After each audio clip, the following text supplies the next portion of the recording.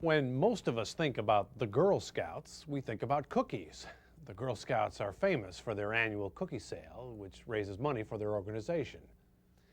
But did you know that the Girl Scouts of America was founded right here in Georgia?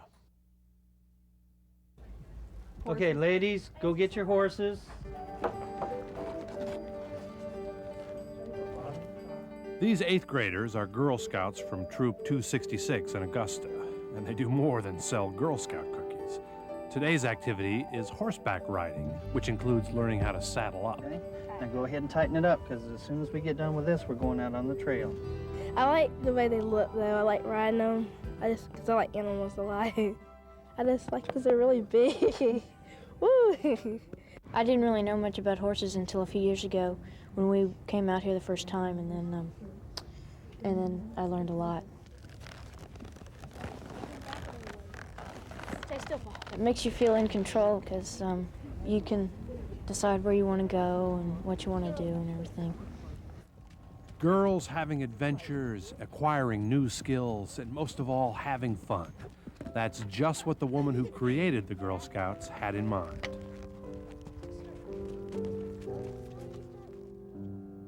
Her name was Juliette Gordon Low, and in 1912 she founded the Girl Scouts in her hometown, Savannah. She was born in this house on Halloween in 1860, the little girl everyone called Daisy. Her family was well-to-do, and so she and her brothers and sisters had all the privileges of wealth. But a loving family, wealth, and social status didn't protect Daisy from an unhappy life. Fran Powell Harold is the director of the Girl Scout National Center in Savannah. Daisy felt in her own life that she had not been prepared for anything except the life of a fine lady. And through that life, she had learned all the finer things which would help her be a Victorian wife and mother, both of which, unfortunately for her, she was unsuccessful in both of those attempts. She had a very unhappy marriage to a husband who treated her badly, and she had no children of her own, which was a great disappointment in Daisy's life. And she felt that those were the two things that she had been raised to do. She was the wife of an English gentleman. She could speak French and had fine manners. She had even entertained the Prince of Wales. But when her marriage failed, with no children, she didn't know what to do with her life. At first, she turned to art. From the time that Daisy was a young girl, she was always interested in all the forms of the arts. She was a fair poet. She wrote plays. She acted in them. She was very dramatic in her own life and very lively.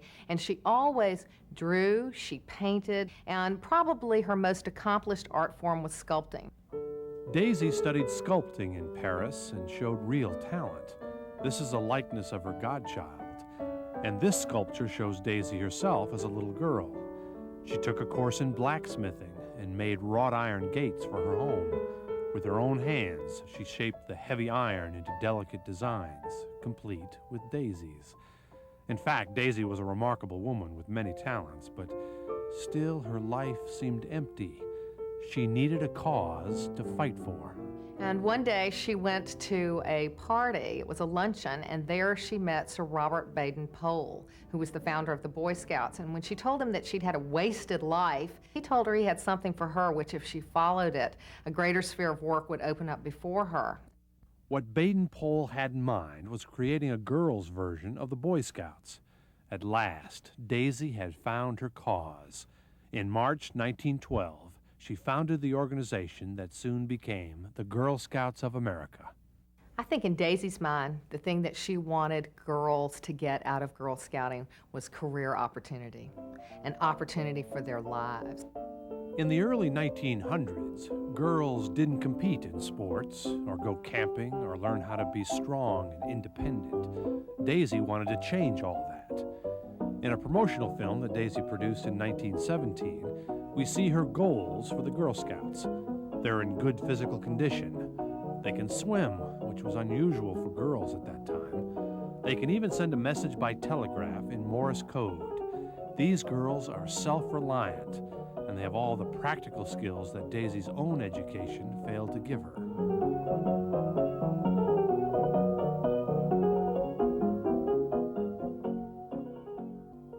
Girls all over the country loved the idea and wanted to join the Girl Scouts. The organization began to grow like wildfire, and in the 15 years that Daisy devoted to the organization after she founded it, 167,000 girls were members by the time of her death.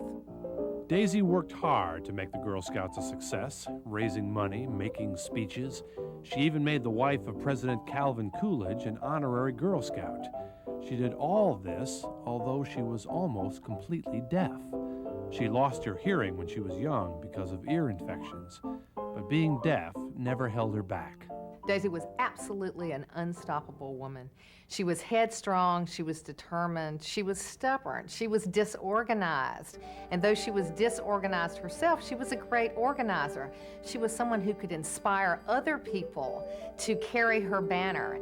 I think that if Daisy were to come back today, she would be really delighted with the direction that Girl Scouting has taken.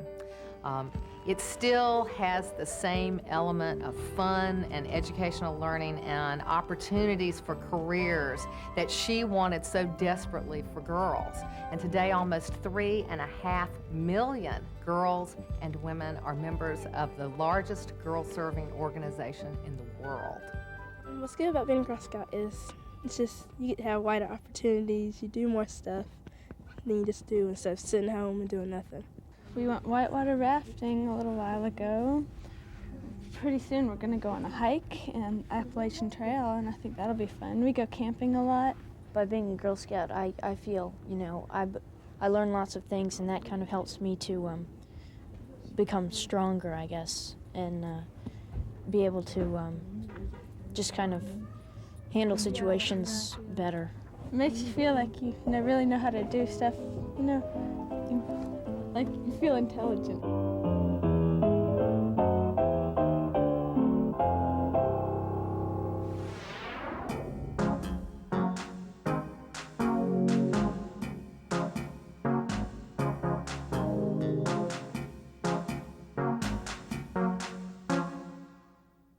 Well, there are still lots of places left to see in this state. There are still lots of people I'd like you to meet.